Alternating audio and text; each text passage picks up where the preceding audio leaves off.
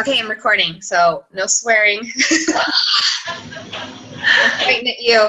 You invited me. You remember that, right? You are a guest of honor, so if you do need to swear, then it's going to be permissible. But hey, you guys, thank you so much for being on the training. Most of you will be listening to this as a recorded training, because we're doing it in the day because we like to work around our guest schedules. So I am really, really, really excited to introduce to you one of my really good friends. I may say really like 5,000 more times, probably, Julie Seedhouse. And I want to just give you a little bit of background as to why I begged her to speak on this call, because normally, we have a lot of people within our own company speak for trainings. And I really just think it's so good to get an outside perspective and to hear from other successful business people outside of our particular industry. And Julie, it just struck me. I mean, I've always known she's awesome. She's my English teacher, which you probably can't believe because I'm 37 and she looks like she's 35, but this is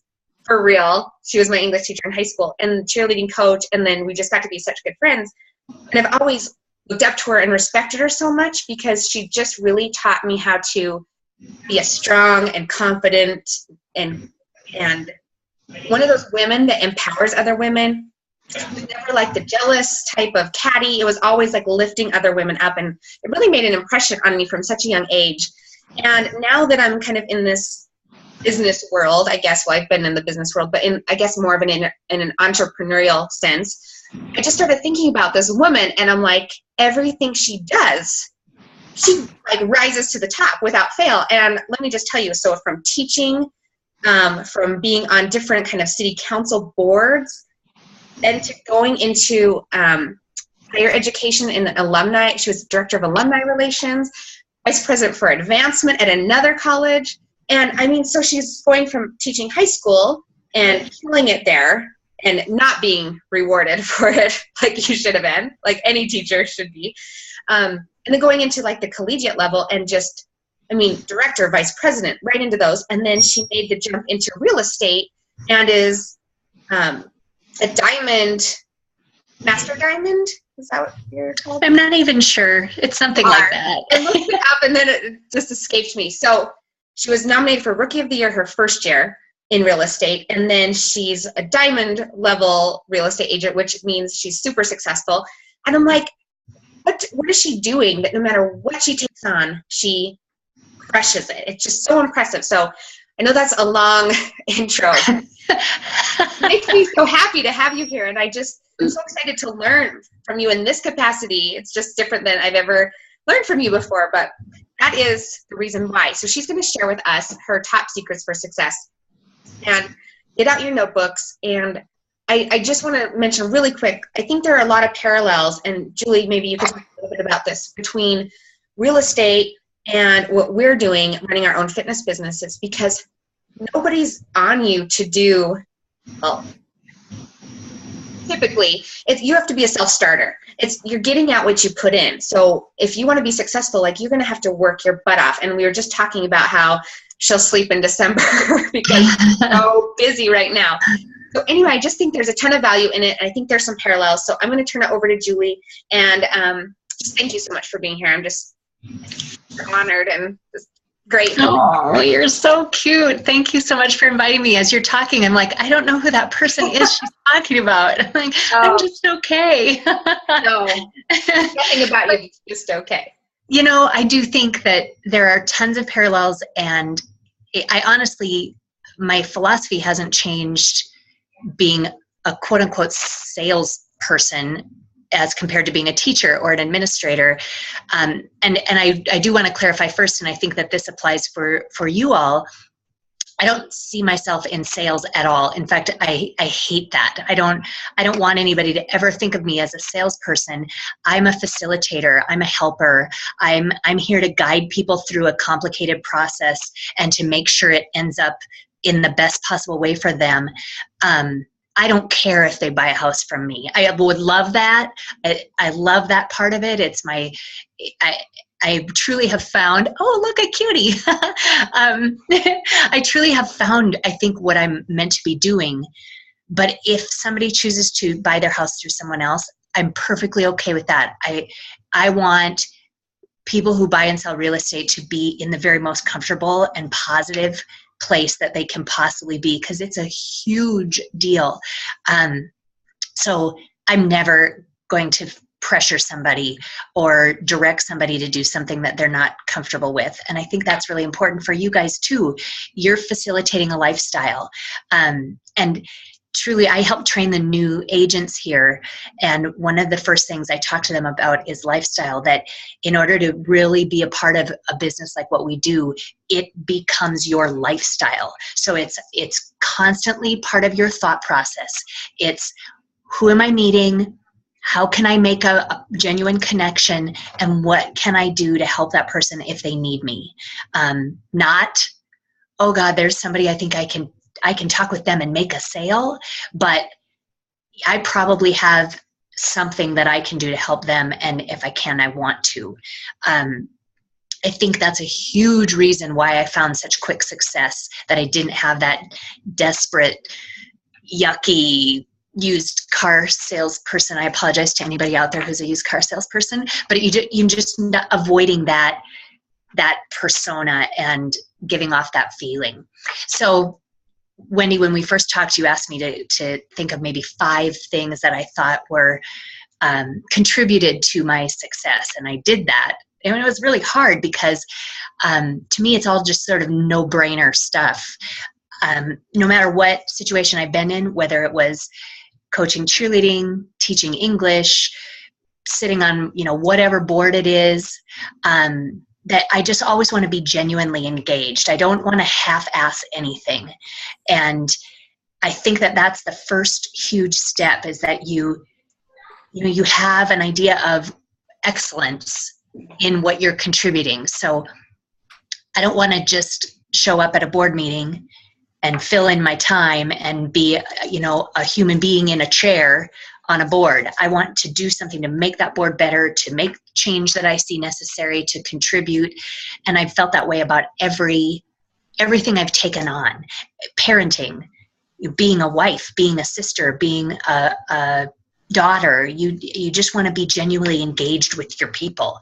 And that doesn't contribute to my success as much as it contributes to my happiness and my place in the world. I also think it's so necessary to embrace the adventure. And there's a big part of me that is a sort of a nauseating optimist, that everything is half full, and you can make the best out of every situation. And Wendy, you and I have talked about this, how I just believe so strongly there are no mistakes. So if you do something and it doesn't turn out the way you wanted it to, it's not a mistake. It's just a bend in the road that wasn't what you intended it to be. And all 3 of those. So embracing your adventure, being that disgusting optimist, and really coming at it from the approach of, I can't make a mistake here.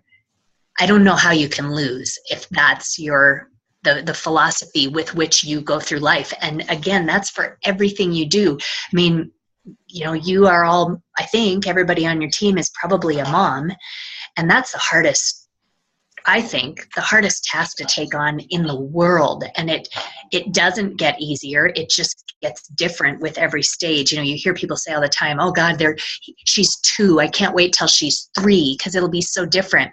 Well, yeah, she'll be 3, but it'll present a whole different level of challenges. And then all of a sudden they're 23 and it's a whole different world of challenges. But if you're embracing the adventure and understanding that the good always outweighs the bad, if that's the way you look at it, if that's the way you choose to look at it, then that's the way it's going to be, if that makes sense. I don't mean to sound like a evangelist, but truly it's everything you do becomes what you decide it's going to become. And whether that's, when I started teaching, I was 22 years old. I did not know one thing about what I was doing, like not one. College didn't prepare me to be a teacher at all. So you get in there and there's all these little faces looking at you and you think, well, I can't screw this up. So you just figure it out. You study, you read, you watch, you listen, you look for mentors. I found my mentors in the strangest places along the way. And oftentimes they were the people that I was leading. I mean, Wendy, you're one of them. That's why we became the friends that we did, because we made that connection that was so valuable. But I learned about being a teacher from you and from these students that engaged with me and became part of my life. And it was such a valuable, incredible experience. And along the way, you just look for those motivators and the people that you can learn from. The janitor, I had this, remember the janitor at Butte High that had like the big hairy mole? I can't believe I can't remember her name. She was wonderful. And just engaging in that relationship made me a better teacher. And then when I got to higher ed, I was given an office and a program that there was nothing to it. It had never been done at this university. And my boss said, just figure it out.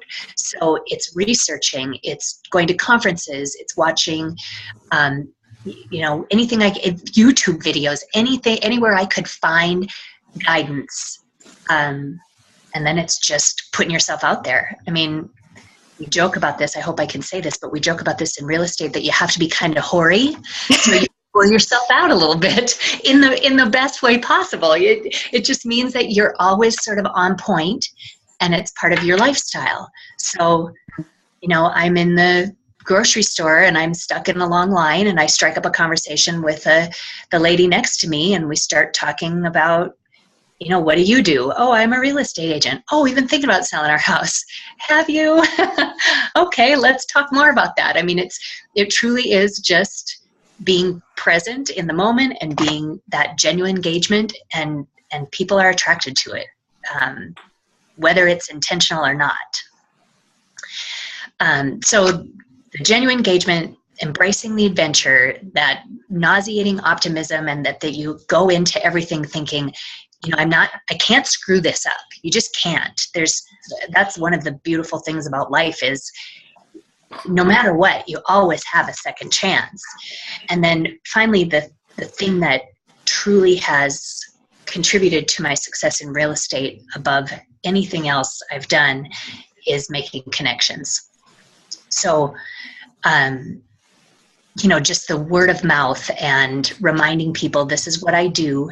And me already. That I'm a hard worker. That I'm thoughtful. That I'm going to be smart about things. And I've already set the groundwork for my business. And that's why I don't have to be a salesperson. And I have to be a facilitator, because I spent the last 50 years making connections. And that's bar none what it comes down to.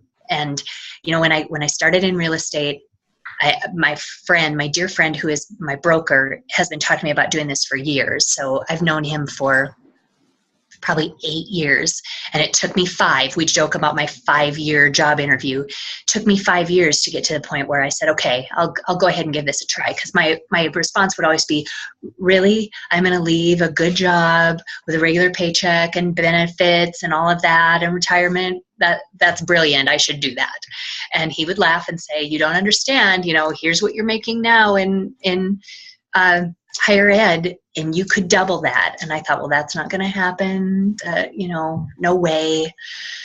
So when I finally took the leap, I kind of set in my mind, the agents in my office have these little plaques on their walls that you get every year for your performance, for the amount of real estate you sell in dollars. And I saw several that were 2 million. And I thought, well, that'd be cool. I'd like to, a plaque would be fun. I've never had a plaque. So I thought, 2 million would probably that's kind of nice.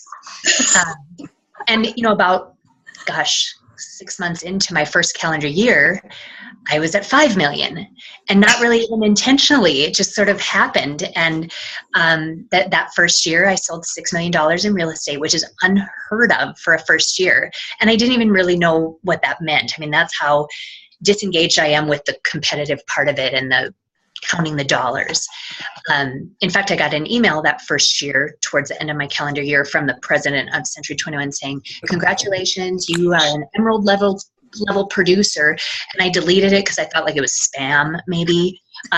And it was an invitation to this top producers conference in San Diego, which I didn't even get that far to read it because I just thought, oh, what does that even mean, Emerald? He probably wants me to buy something, delete. So now I get it, that's a pretty big deal. And I did go to that top producers conference and went by myself. Nobody else from my office ended up going, and I would talk to people there and they'd say, oh, that's great. How long have you been in real estate? And I'm like, well, a year and 2 months. And people's reaction is just, to be honest with you, not terribly positive. So I quit talking about it. And then the second year was this diamond production, which means that I sold 7 million. So, it's a good chunk of real estate in Billings, Montana, which is a pretty small market. And yeah, so I just truly 100% attribute it to just taking it on as this is so fun, and it can't be anything but fun or it wouldn't be worth it. And those connections that I've made over the years absolutely laid the groundwork. And, I always think, why else are we here? I mean, if we're not going to make as many connections with as many people as possible and really just kind of eat up what life has to offer, what's the point? Why would you sit back and just let it pass you by? So that's kind of it. Oh, I just got chills on that last one. Oh, I had chills during numerous parts of that, because just how you explain things and the wording, it's just in such a different light. I think we've probably heard a lot of the same things, but just in the way you express yourself is just it's just magnificent. You're so good. Thank you. So good. So how much time do you have, Julie? I've got some time. Okay. I just wanted to see if anybody had any questions. I wrote down a few questions that I have, but okay. I've talked a lot. So I just think that was so valuable. That was just incredible. Like, any comments or questions from you guys? No? Okay, well then I'll go ahead with mine. Okay, so what would you say, in any arena that you've been in, what would you say the hardest thing that you've overcome was? I would say negative people who, sort of approach things from a different arena than I do. And sometimes my enthusiasm and just sort of balls out approach to everything is off-putting. And when, somebody's been around in an office for a long time and we've been doing things like this forever, and just kind of overcoming that has always been a challenge. Certainly there has been some sexism that has been along the way that, I always joke that I was trained on sexual harassment by the best at Butte High. They're just a bunch of old men who that's the way they did things. And really every environment I've been in, there's been that group of people who just live by a different philosophy than I do. And you just meet it head on. There's why would you walk around it? I'm going to say to whoever, is getting in my way, let's talk about why this is hard for us. Let's have a conversation about what's going on here. You're clearly bothered by what I'm doing. Let's figure out how to work together. Awesome. I could definitely see that. I think when you're, the disgusting optimist, people are like, what the hell? Like, yeah. What are you on? Yes. Yeah, I gotcha. And I know the sexism thing for sure. Like, I can totally see that too. So how do you overcome that? I think that's a big one. I know a lot of, some of our coaches too, that are just brand new, that when they start hearing those negative comments toward them, especially from people that are close to them, I think it'd be awesome to hear from you, like how you overcome that, because you've been through a lot, like with all your different jobs and positions, and you've obviously overcome them more than most people probably could. So I think it'd be awesome to hear like how you've overcome those and help some of these like newer coaches that are probably struggling with these issues right now. You know, it's such a good parallel there because I think there's a general negative connotation about real estate agents. And I think that you guys have that same sort of, really, this is what you're going to do? And I got that a lot. I mean, you should have seen the look on my parents' face when I told them, oh, I'm going to quit my vice president of a university job to sell real estate. And my mom's like, what about your 2 master's degrees?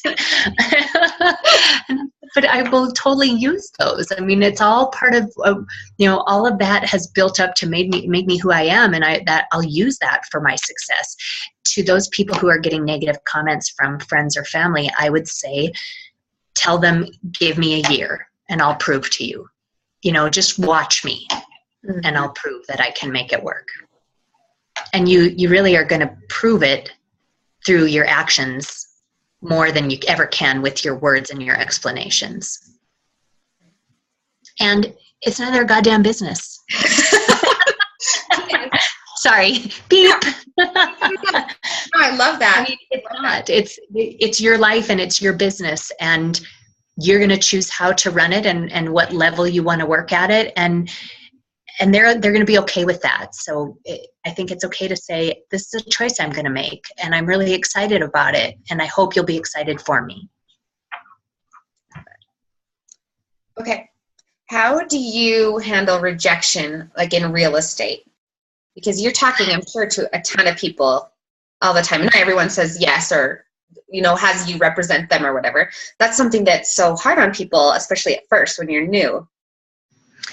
I think coming into this career as I guess I was 48 when I came in, gives me some advantage just because I've had a lot of life experience. Mm-hmm. And I have a good friend who's an agent with me, and we have very much crossover in our sphere.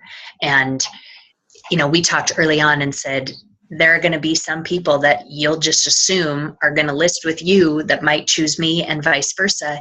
And you have to be okay with it. You don't have a choice. I mean, what other alternative is there? So my approach is, there's a reason, and I need to look at what I've been doing. And if I miss the boat somewhere, figure out how to address that in the future. Or just chalk it up to, that's the way life is. I mean, what I have to offer as a skill set is very different than what she has to offer or what any other agent in the office has. And if that skill set is a better fit for a different customer or a different client, that's okay. I mean, it really feels like it's sort of meant to be, and probably I wouldn't have worked well with them or whatever. But I just don't look at it as rejection.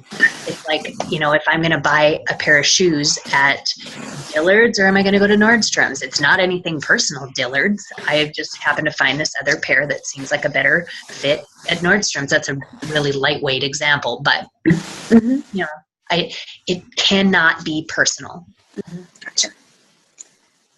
Any other questions, you guys? I have one more, if not. Okay. And then I'm done. Okay. What is the scariest thing? Because, you talk about putting yourself out there, and I think when you first start something, and not even just when you first start, I think you continually have to push out of your comfort zone, right? And it's like, you have to scare yourself. But what's the scariest thing that you've ever done, like, gone for, or in a way you've put yourself out there or overcome?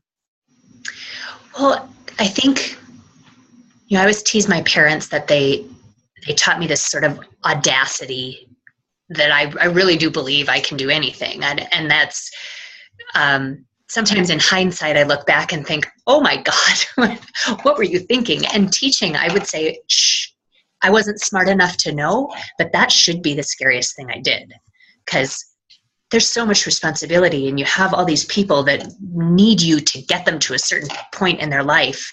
And looking back at it and being 22 and truly not knowing what I was doing and just learning on my feet, that's pretty scary when you've got a classroom of 30 teenagers in front of you who at any moment can go postal.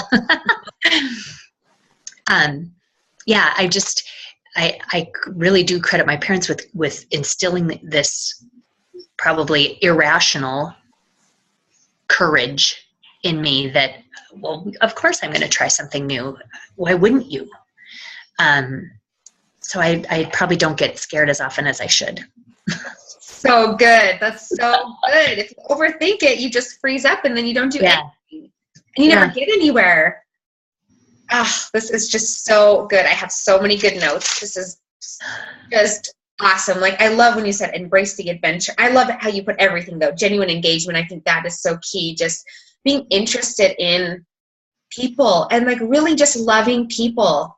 Like, I really learned that from you. Like, that was such a huge thing. And like, you know, I think you and I have talked about this a lot, even like through our like even through high school and up. And it's just kind of things that like a lot of things come natural, but a lot of, you know, you've said this to me before, but I really saw an example in you of how you really genuinely care about people. And when you're speaking to someone, they feel like the most important person in the world.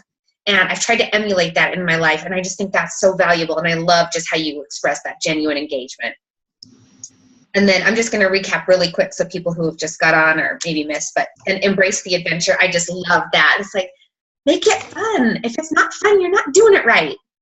Like, absolutely. Life. That's just the key. I love that. And then the optimism, like the unstoppable positive attitude. That's what we talk about all the time. It's like, you're going to get knocked down. You're going to have people like, you know, blow off what you're doing or whatever. But having that optimism and that unstoppable attitude is just amazing. And then no screwing up. Like, you can't make a mistake, which is so true. It's like, you know, when you're a teenager and you're like so afraid to wear the wrong outfit to school or something, like your life's going to end. And then you realize, you know, yeah, those white platforms, plastic platforms in Florida, my first year, senior year, maybe like weren't the coolest. I look back, but I look back. Anyway, I just think that's so great. It's like, you could fix anything. And then making connections. And I love how you said, why are we here? Like, why are we even on this planet? And you said that when we talked before we set up this call, like, oh, that just really resonates. Like, why else are we here? Like, we have the opportunity, no matter what business we're in, to impact people's lives in a positive way. Like, you getting them into a home, a place where they'll raise their babies, or, you know, they'll, you know, have the empty nest years with their husband or retirement or whatever it is. It's like, that space that you're connecting them with is so amazing. And to relate it to our side, it's like, we're trying to help people have a healthier lifestyle. And you're right, a lot of us are moms. And, you know, I know for a lot of us, it's, you know, we've been able to find that confidence after becoming mothers. And, you know, mine was in the tank after I had Brooklyn, and I felt very worthless. And I know a lot of us, that's why we came to this kind of journey, is because we were able to help someone else or help ourselves go down this path of health and fitness and find that confidence and belief that we can do things. And I just think that making those connections and spreading that is just so giant. It's just bigger than, like you said, Julie, it's just bigger than just a sale or like getting a sale or making the commission. It's like, these are people's lives we're dealing with. And absolutely. And what a great opportunity. I mean, it's all such a great opportunity. You have the opportunity to not only be healthier yourself, but to impact the way other people live. And that's incredible. So just awesome points, like super valuable tips and tangible things that we can do. And I can't thank you enough for taking the time. I know you're so busy, so thank you so much. You're so welcome. I'm honored that you asked me. Well, I might ask you again. Okay. Okay. Thank you guys for being on here. I appreciate it so much. I'm going to stop the recording and sign out. So have a great day, everyone. Thanks, Julie. Thank you. Bye.